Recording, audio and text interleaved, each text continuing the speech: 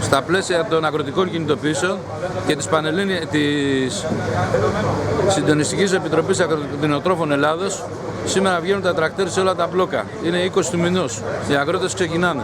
Και εμείς ερχόμαστε στο Υπουργείο Εργασίας να καταθέσουμε ένα υπόμνημα στο Κατρούγκαλο ότι, όπως λέει και το πανό, οι αγρότες παραγωγή δεν θα επιτρέψουμε να διαλύσουν τον ΟΓΑ, δεν παζαρεύουμε τις αυξήσεις, δεν μπορούμε να τις πληρώσουμε. Άμα καταστραφεί η αγροτική οικονομία, θα καταστραφεί όλη η Ελλάδα.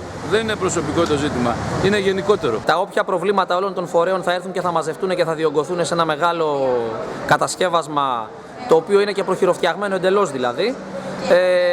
Από εκεί και πέρα και στο ουσιαστικό κομμάτι της ασφάλισης, τόσο ως προς ό,τι αφορά τους ασφαλιζόμενους στον ΟΓΑ, ως προς ό,τι αφορά και όλους τους ασφαλιζόμενους σε οποιοδήποτε κλάδο και αν δουλεύουν ή δεν δουλεύουν και ελπίζουν κάποια στιγμή να βρουν δουλειά σε αυτή τη χώρα, το σχέδιο αυτό έρχεται και καταργεί ουσιαστικά την κοινωνική ασφάλιση.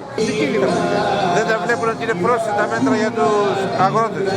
Άμα τους αφαιρούν το 75% του εισοδήματος, με τι θα ζήσουν την οικογένεια. Ωραία, εσείς τι πήρατε τώρα από τους αγρότες? Τα δίνουν δώρο. Τι σας δώσανε? Τι σας δώσανε? Οι αγρότες. Ορίστε. Οι αγρότες. Καλή πείτε μας ότι μας δώσανε τα μανταρίνια, του μπράβο, τους... Χρειάζεται να το πω τη λέξη. Κάθομαι εδώ και μου βάζουν.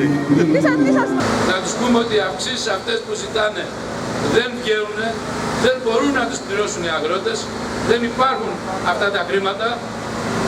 Οι αγρότες με το ζόρι καλλιεργούν τα προϊόντα τους για να τα φέρουν είτε στις λαϊκές είτε να τα πουλήσουν χοντρικώς και όλοι είναι χρεωμένοι. Εμείς είμαστε εδώ για να δείξουμε τον δύσκολο δρόμο της ανασυγκρότησης που χρειάζεται τομές με το παρελθόν. Χρειάζεται όχι να γυρίσουμε σωστά, μας έφεραν στο 2009, αλλά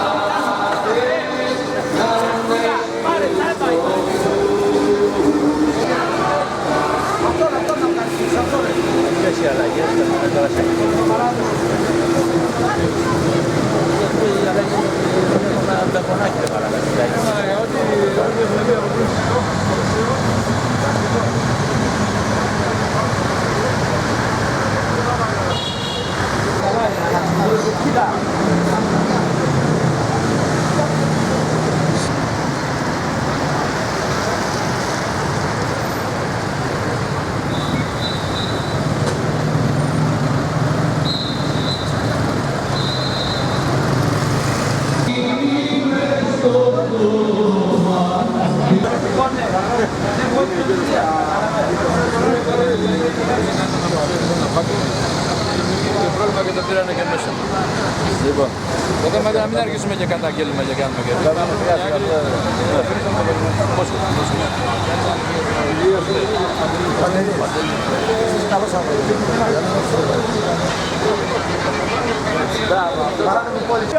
Δώσ' του καλή τεμονία, δεν τα κάνει ωραία. Όλα θα σε θέσει η μαγνής παραμάσκα.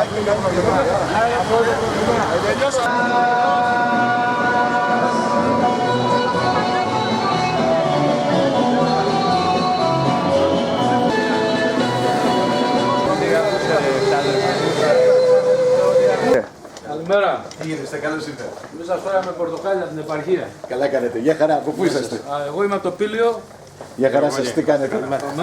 Γεια χαρά. Γεια χαρά. Γεια σας. Τι γίνεστε? Μια χαρά. Ελάτε, καθίστε. Ευχαριστώ πολύ. Τα πορτοκάλια που θα δώσουμε? Θα πάω στα κορίτσια μου. Αφήστε τα εδώ. Πήγαμε για τα κορίτσια. Ωραία. Ευχαριστώ πολύ.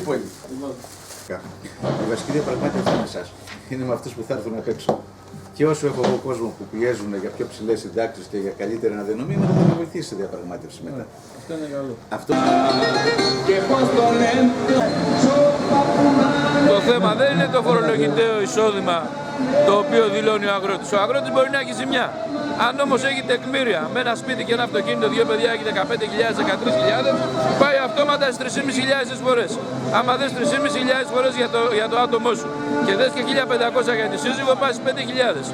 Άμα δες 5.000 για την ασφάλιση, δες 5.000 για την εφορία, δες 5.000 για τον ΕΛΓΑ που δεν το αναφέρουν πουθενά, 15.000.